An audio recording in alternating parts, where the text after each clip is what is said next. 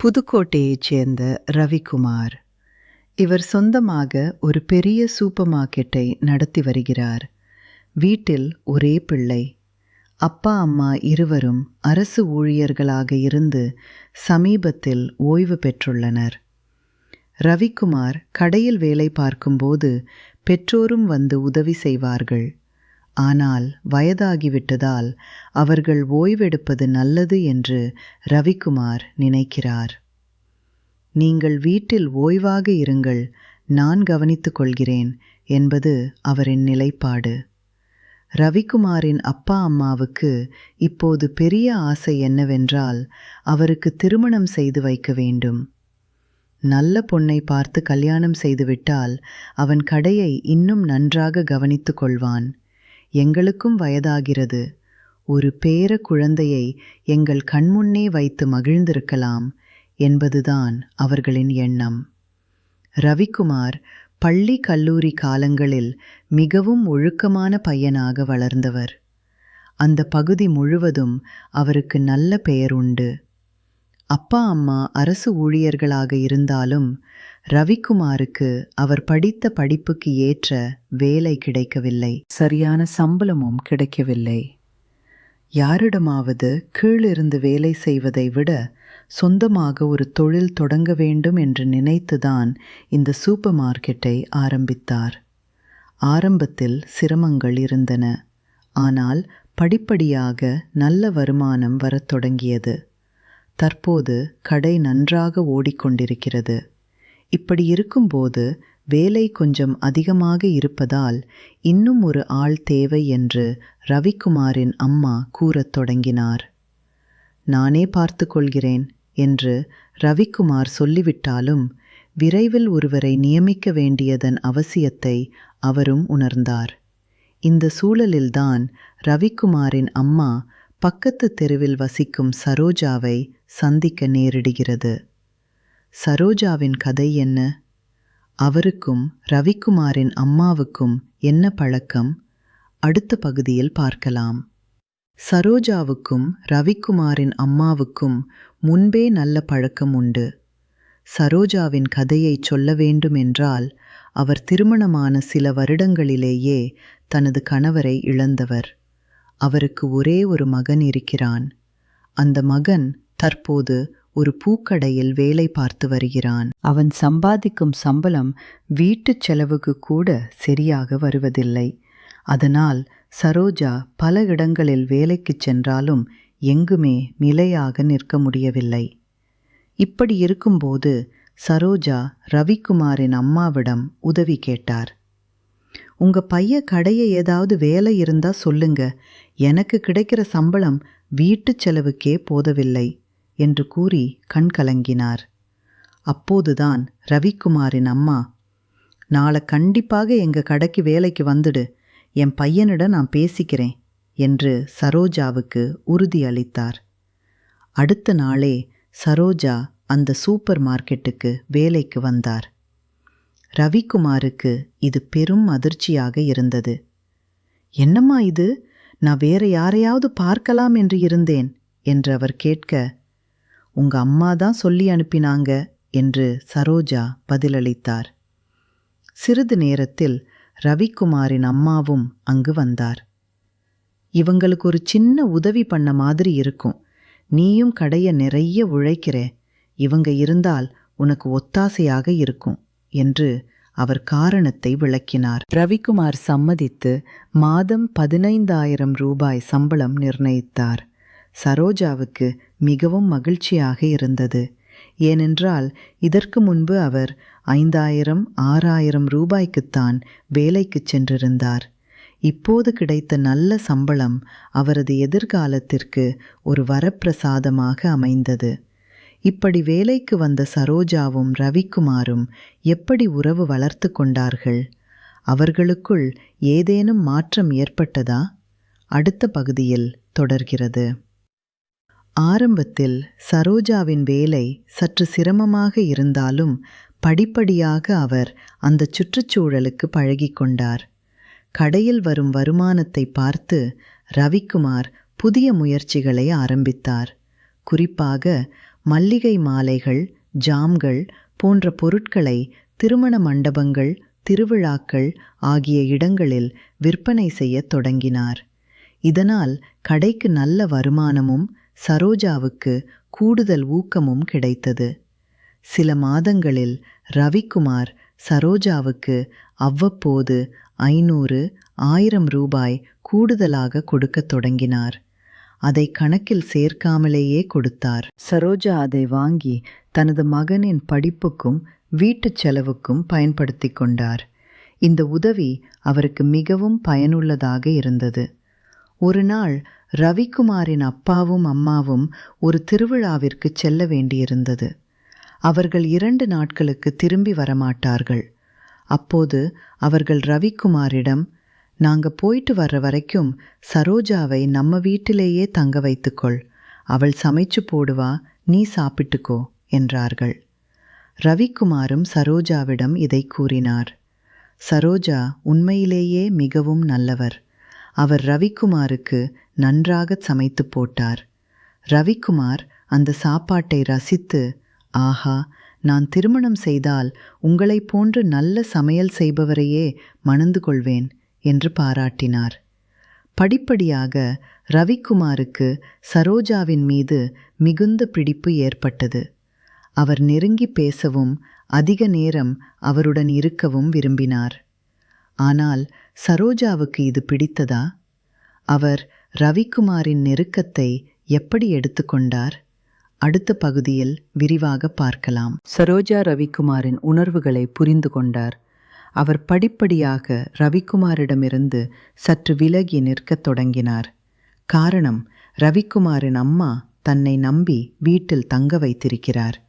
அவருக்கு துரோகம் செய்வது தனக்கு சரியில்லை என்று சரோஜா நினைத்தார். என்னை நம்பி இந்த குடும்பம் எனக்கு வேலை கொடுத்திருக்கிறது. நான் மட்டும் தவறாக நடந்து கொண்டால் அது எவ்வளவு பெரிய துரோகமாக இருக்கும் என்று அவர் தனக்குள் நினைத்து கொண்டார். இதனால் சரோஜா ரவிக்குமாருடன் பேசும்போது எப்போதும் ஒரு மரியாதையான தூரத்தை கடைபிடித்தார். அவரது பேச்சும் நடத்தையும் மிகவும் கட்டுப்பாடாக இருந்தது. இருந்தபோதிலும் அவர் தனது வேலையை மிகவும் உத்தமமாகச் செய்து வந்தார். கடைக்கு வரும் பொருட்களை ஒழுங்குபடுத்துவது, வாடிக்கையாளர்களை கவனிப்பது, கணக்குகளை பராமரிப்பது என அனைத்தையும் அவர் பொறுப்பாகச் செய்தார். ரவிக்குமார் முதலில் சற்று ஏமாற்றமடைந்தாலும் பின்னர் சரோஜாவின் கட்டுப்பாட்டை புரிந்து கொண்டார். அவரும் மரியாதையை கடைபிடிக்கத் தொடங்கினார். இருப்பினும் அவருக்குள் சரோஜாவின் மீதான மரியாதை நாளுக்கு நாள் அதிகரித்து கொண்டே சென்றது. ஏனென்றால் சரோஜா தனது கடமையில் மிகவும் நேர்மையாக இருந்தார். இந்த சமயத்தில்தான் ரவிக்குமாரின் பெற்றோர் வேறு ஒரு பெண்ணை பார்த்து அவருக்கு அறிமுகப்படுத்த முடிவு செய்தார்கள். அவர்கள் ஒரு நல்ல குடும்ப பெண்ணை தேர்ந்தெடுத்து ரவிக்குமாரிடம் காட்டினார்கள். அந்த பெண்ணும் ரவிக்குமாருக்கும் பிடித்து போனது. பின்னர் என்ன நடந்தது? ரவிக்குமார் திருமணம் செய்து கொண்டாரா? சரோஜா என்ன ஆனார்? அடுத்த பகுதியில் தெரிந்து கொள்ளுங்கள். ரவிக்குமார் தனது பெற்றோர் சொன்னபடி அந்த பெண்ணை திருமணம் செய்து கொள்ள சம்மதித்தார். திருமணமும் நல்ல முறையில் நடந்தேறியது. ரவிக்குமாரின் மனைவி மிகவும் பண்பானவராகவும் அன்பானவராகவும் இருந்தார். அவரும் கணவரின் கடையில் வேலை செய்யத் தொடங்கினார். இப்போது கடையில் ரவிக்குமார், அவரது மனைவி மற்றும் சரோஜா ஆகிய 3 பேரும் இணைந்து வேலை செய்தார்கள். மூவரும் சேர்ந்து கடையை மிகவும் சிறப்பாக நடத்தி வந்தனர். ரவிக்குமாரின் மனைவிக்கும் சரோஜாவுக்கும் நல்ல புரிதல் ஏற்பட்டது. இருவரும் ஒருவருக்கொருவர் உதவிகரமாக இருந்தனர். சரோஜா தனது பழைய முன்கோபங்களை மறந்து புதிய மனைவிக்கு வேலைகளை சொல்லிக் கொடுத்தார். அதே சமயம் புதிய மனைவியும் சரோஜாவை ஒரு தாயைப் போல மதித்தார். ரவிக்குமார் இப்போது மிகவும் மகிழ்ச்சியாக இருந்தார். கடையில் நல்ல வருமானம், வீட்டில் நல்ல மனைவி மற்றும் ஒரு நம்பிக்கையான உதவியாளர். அவருக்கு இதைவிட வேறு என்ன வேண்டும்? இருந்தபோதிலும் சரோஜாவுக்கு இந்த மாற்றம் முதலில் சற்று கஷ்டமாக இருந்தது. ஏனென்றால் அவர் ஏற்கனவே ரவிக்குமாரின் நெருக்கத்திற்கு பழகியிருந்தார். ஆனால் விரைவிலேயே அவர் தன்னை மாற்றிக்கொண்டு புதிய சூழலுக்கு ஏற்ப நடந்து கொண்டார். சரோஜா தனது வேலையில் மட்டும் கவனம் செலுத்தினார். ரவிக்குமாரின் மனைவியுடன் அவர் ஒரு நல்ல தோழியாக மாறினார். இருவரும் சேர்ந்து கடையில் பல புதிய மாற்றங்களை கொண்டு வந்தனர். அதில் முக்கியமானது ஆன்லைன் மூலமாக பொருட்களை விற்பனை செய்யத் தொடங்கியது. இந்த மாற்றங்கள் கடையின் வருமானத்தை எப்படி பாதித்தன? ரவிக்குமாருக்கும் சரோஜாவுக்கும் இடையே மேலும் ஏதேனும் சிக்கல்கள் ஏற்பட்டனவா? அடுத்த பகுதியில் பார்ப்போம். ஆன்லைன் விற்பனையின் காரணமாக கடைக்கு மேலும் நல்ல வருமானம் வரத் தொடங்கியது. மல்லிகை மாலைகள் மட்டுமின்றி பல வகையான பழங்கள், காய்கறிகள், வீட்டுத் தேவையான பொருட்கள் ஆகியவற்றையும் ஆன்லைனில் விற்க ஆரம்பித்தனர். இதனால் கடையின் பெயர் நாடு முழுவதும் பரவத் தொடங்கியது. சரோஜா இப்போது தனது மகனின் எதிர்காலத்தை பற்றி நினைக்கத் தொடங்கினார். அவனுக்கு நல்ல வேலை கிடைத்தால் தனது கஷ்டங்கள் தீர்ந்துவிடும் என்று அவர் நம்பினார். எனவே அவன் நன்றாக படிப்பதிலும் வேலை தேடுவதிலும் கவனம் செலுத்தினார். ரவிக்குமாரும் சரோஜாவின் மகனுக்கு வேலை வாங்கித் தருவதாக வாக்களித்தார். ரவிக்குமாரின் மனைவி சரோஜாவிடம் மிகவும் பாசமாக இருந்தார். நீங்கள் இல்லையென்றால் இந்த கடையை இவ்வளவு நன்றாக நடத்தியிருக்க முடியாது என்று அவர் அடிக்கடி சொல்வார். சரோஜாவுக்கும் அந்த குடும்பத்தின் மீது மிகவும் பற்று ஏற்பட்டிருந்தது. குறிப்பாக ரவிக்குமாரின் அம்மாவுக்கு அவர் ஒரு மகளைப் போல் இருந்தார். ஒரு நாள் ரவிக்குமாரின் மனைவி கர்ப்பமானார். அந்த செய்தியை கேட்டு வீட்டில் எல்லோரும் மகிழ்ச்சியில் திளைத்தனர். குறிப்பாக சரோஜாவுக்கு அது தனது சொந்த வீட்டில் பேரக்குழந்தை பிறப்பது போன்ற உணர்வாக இருந்தது. அவர் அனைத்து வீட்டு வேலைகளையும் கவனித்து கொண்டார். ரவிக்குமாரின் மனைவிக்கு ஓய்வு தேவை என்பதால் அவர் இன்னும் அதிக பொறுப்புகளை ஏற்றுக்கொண்டார். இந்த கட்டத்தில் ரவிக்குமார் ஒரு முக்கியமான முடிவை எடுக்க நினைத்தார். அவர் கடையின் ஒரு பங்கை சரோஜாவுக்கு கொடுக்க விரும்பினார். ஆனால் அதை அவர் எப்படிச் சொல்வது என்று யோசித்து கொண்டிருந்தார். ரவிக்குமார் அந்த முடிவை எடுத்தாரா? சரோஜா அதை ஏற்றுக்கொண்டாரா? இறுதி பகுதியில் முடிவை பார்ப்போம். இறுதியில் ஒரு நாள் ரவிக்குமார் சரோஜாவிடம் நேரடியாக பேசினார். சரோஜா, நீங்கள் இந்த கடைக்காக மிகவும் உழைத்திருக்கிறீர்கள். இனிமேல் நீங்கள் ஒரு பங்குதாரராக இருந்தால் நல்லது. நான் கடையில் 20% பங்கு உங்களுக்கு தருகிறேன் என்றார். இதை கேட்ட சரோஜாவுக்கு முதலில் நம்ப முடியவில்லை. இவ்வளவு பெரிய மரியாதையா? நான் ஒரு ஊழியராகத்தான் இருந்தேன் என்றார் சரோஜா. ஆனால் ரவிக்குமார் அவருக்கு விளக்கினார். நீங்கள் மட்டும் நேர்மையாக இருந்திருக்காவிட்டால் இந்த கடை இந்த நிலைக்கு வந்திருக்காது. முக்கியமாக நான் உங்களிடம் தவறாக நடந்து கொள்ள முயன்றபோது நீங்கள் ஒழுக்கமாக இருந்தீர்கள். அதுதான் எனக்கும் ஒரு பாடமாக இருந்தது. அதனால்தான் நான் நல்ல மனைவியை அடைய முடிந்தது என்று கூறினார். சரோஜா கண் கலங்கினார். அவரது நேர்மைக்கு இவ்வளவு பெரிய வெகுமதி கிடைக்கும் என்று அவர் எதிர்பார்க்கவில்லை. உடனே ரவிக்குமாரின் மனைவியும் வந்து, நீங்கள் எங்கள் குடும்பத்தில் ஒரு பகுதிதான். இனி நீங்கள் பங்குதாரராக இருப்பது மிகவும் மகிழ்ச்சி என்று சரோஜாவை அணைத்து கொண்டார். அந்த நாளிலிருந்து சரோஜா மேலும் புத்துணர்ச்சியுடன் வேலை செய்யத் தொடங்கினார்.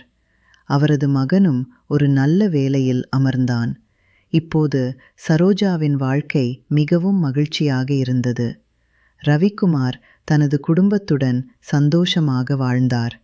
இந்த கதை நேர்மைக்கும் நம்பிக்கைக்கும் கிடைக்கும் பலனை விளக்குகிறது. இந்த கதையிலிருந்து நீங்கள் என்ன கற்றுக்கொண்டீர்கள்? நேர்மையும் பொறுப்பும் ஒருவரின் வாழ்க்கையை எப்படி மாற்றும் என்பதற்கு இது ஒரு சிறந்த உதாரணம். இதுபோன்ற மேலும் கதைகளுக்கு எங்கள் சேனலை பின்தொடருங்கள்.